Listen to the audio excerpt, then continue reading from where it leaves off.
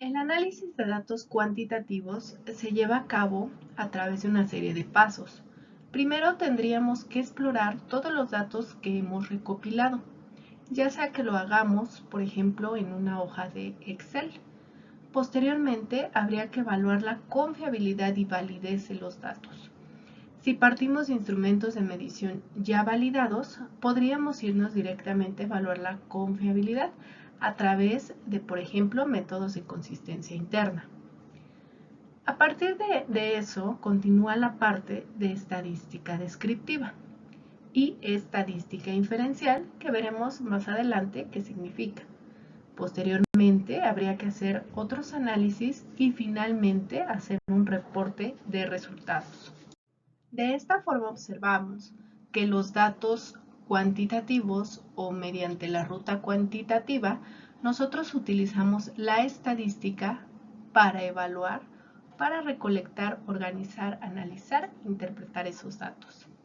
Así, pues la estadística es una disciplina que va a proporcionarnos un conjunto de técnicas para realizar esas acciones con nuestros datos.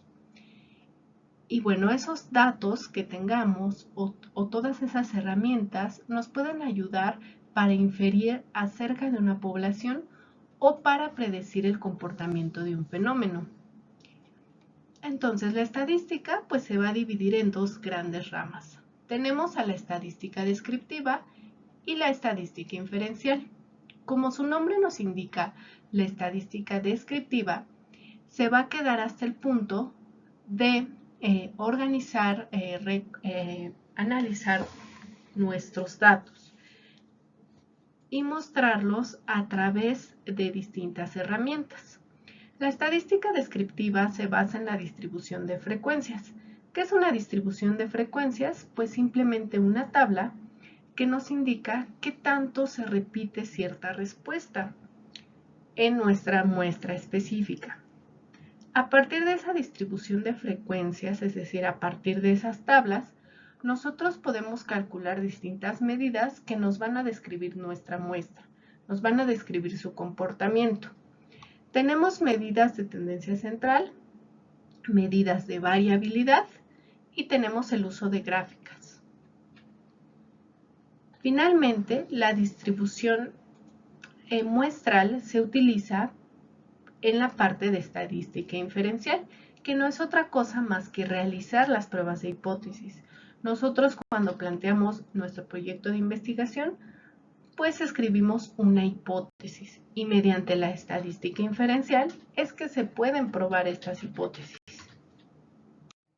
De esta forma, pues la estadística descriptiva, basada en la distribución de frecuencias, nos va a permitir calcular estos parámetros de tendencia central, variabilidad y finalmente nos va a permitir representar nuestros datos a través de gráficas.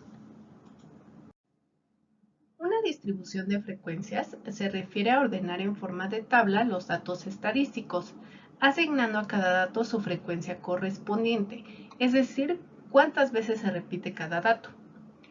A eso se le conoce como frecuencia absoluta y es una de las columnas que podemos colocar en estas tablas. Por ejemplo, aquí tenemos una tabla muy breve. Tenemos X, que es la variable. En este caso la variable es calificaciones en el examen. Y tenemos una serie de números que nos indican las calificaciones de los alumnos. Tenemos desde el 3 hasta el 10. Y a cada número está asociada una frecuencia absoluta. Por ejemplo, una persona sacó 10 y 2 personas sacaron 3 en el examen. A eso se refiere la frecuencia absoluta. Otra pregunta que se tiene que hacer cuando queremos hacer una distribución de frecuencias es la parte de la frecuencia relativa. La frecuencia relativa es, como nos lo indica la fórmula, dividir la frecuencia absoluta entre el número de resultados y nos va a dar un valor con punto decimal. Por ejemplo, si yo entrevisté a 10 alumnos y de ellos 5 sacaron 7, entonces divido 5 entre 10 y me va a dar 0.5. Aquí hay que tener cuidado de no dividir al revés, no es 10 entre 5 y me da 2. es la frecuencia absoluta, que en este caso es 5, entre el total, que es 10. Siempre me va a dar un valor con punto decimal menor a 1. Esa es la frecuencia relativa. Y una pregunta que hay que realizarse en cuanto a los datos es identificar si los datos pueden ser agrupados. Los datos en general, ya sean cualitativos o cualitativos, se van a representar pues de distintas formas. Los datos cualitativos podemos colocar pues directamente las opciones de respuesta y colocar cuántas veces se repite cada opción.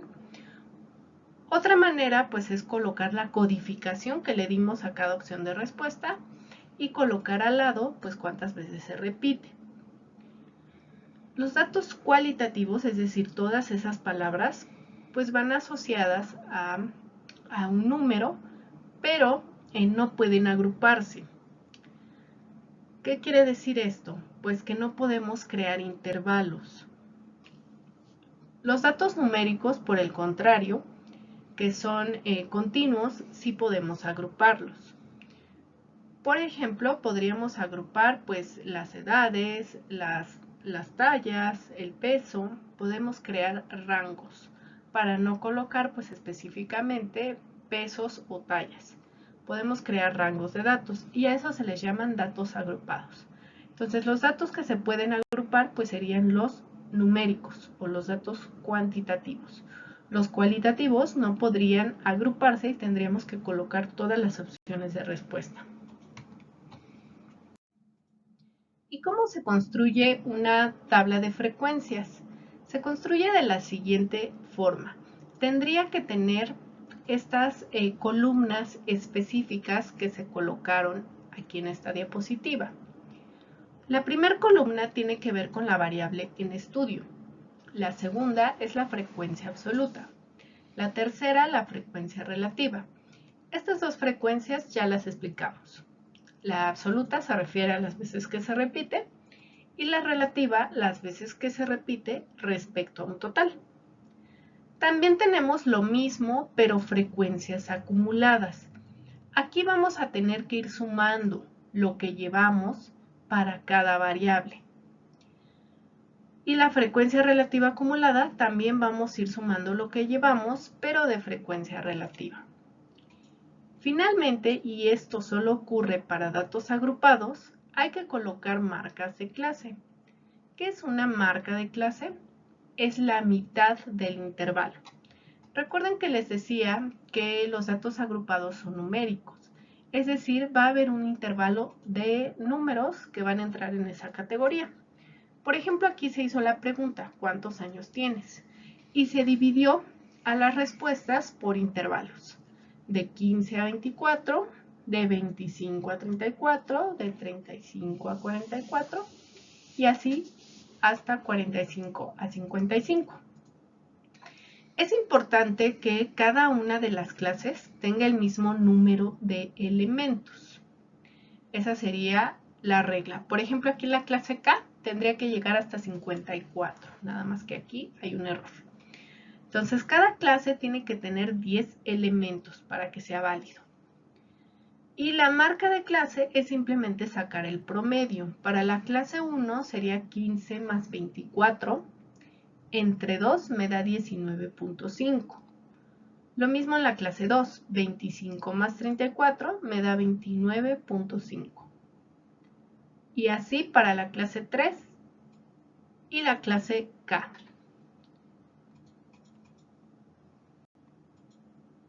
Bien, entonces de esa forma calcularíamos la marca de clase para los datos agrupados. Para los datos no agrupados no tendríamos que calcular la marca de clase porque tenemos distintas categorías. Por ejemplo, aquí la pregunta fue ¿en dónde inviertes tu dinero? Tenemos distintos instrumentos de inversión. Por ejemplo, CETES o divisas o materias primas. Cada uno pues va a tener un número de personas que me contestaron que elegían este tipo de inversión. Y finalmente pues acá tenemos los totales. Los totales se obtienen al sumar esta columna. Esta es la frecuencia absoluta. A veces no se coloca la palabra absoluta, pero se refiere a la frecuencia. La frecuencia absoluta acumulada es ir sumando lo que llevo. Se puede hacer de abajo hacia arriba, como está aquí, o de arriba hacia abajo. ¿Qué es lo más común? De arriba hacia abajo. Aquí se los coloqué al revés para que vean que se puede hacer de las dos formas. Entonces, si lo hago al revés, aquí llevo 1, luego 1 más 3, 4, 4 más 6, acá llevo 10, y así. Esto es importante para ver la mediana o para ver dónde se van acumulando más datos, mayor cantidad de datos. Posteriormente tenemos a la frecuencia relativa, y la frecuencia relativa, la suma de todas, me debería sumar 1. Esta frecuencia acumulada y esta frecuencia relativa deberían coincidir. Finalmente, la frecuencia relativa acumulada también me tiene que llegar la suma a 1. Nosotros podemos resolver problemas a través de gráficos o a través de tablas de frecuencias podemos generar gráficos. Entonces, en el caso que nosotros hubiéramos preguntado, ¿cuál es tu fruta favorita? Y cada persona pues hubiera elegido solamente una fruta de las que se muestran a continuación.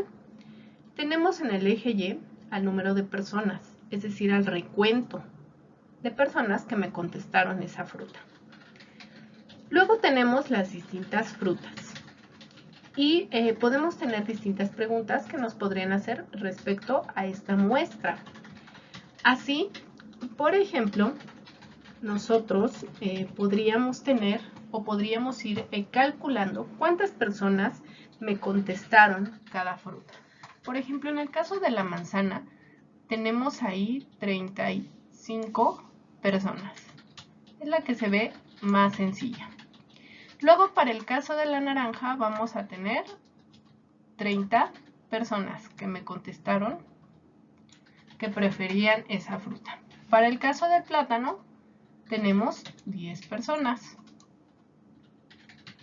Para el caso del kiwi, vamos a tener 25. Para el caso del amor azul, tenemos 40 personas. Y para el caso de las uvas, vamos a tener a 5 personas. Entonces, lo primero que tendríamos que considerar, pues, es el total de personas que yo encuesté. Entonces, hay que calcularlo. El total sería 35 más 30. Vamos 65 más 10, 75. Más 25 van 100, 140. Y 5, 145. Entonces yo encuesté a 145 personas. Ahora, puedo contestar estas preguntas. Por ejemplo, la primera me dice, ¿cuál es la frecuencia absoluta de las manzanas? Aquí es cuántas veces se repitió o cuántas personas me contestaron que manzana. En este caso me contestaron 35 personas. Eso lo saco del conteo inicial. Ahora, ¿cuál es la frecuencia relativa del plátano? Aquí hay que sacar una división. Sería la frecuencia absoluta del plátano, que es 10, entre el total de personas encuestadas, que es 145. Y eso me da 10 entre 145.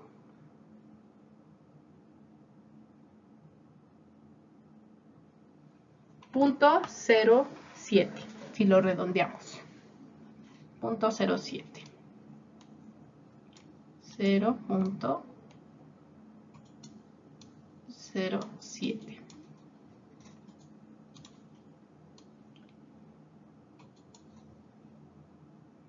Luego tenemos la pregunta de qué tipo de gráfica es. Aquí pues se trata de una gráfica de barras.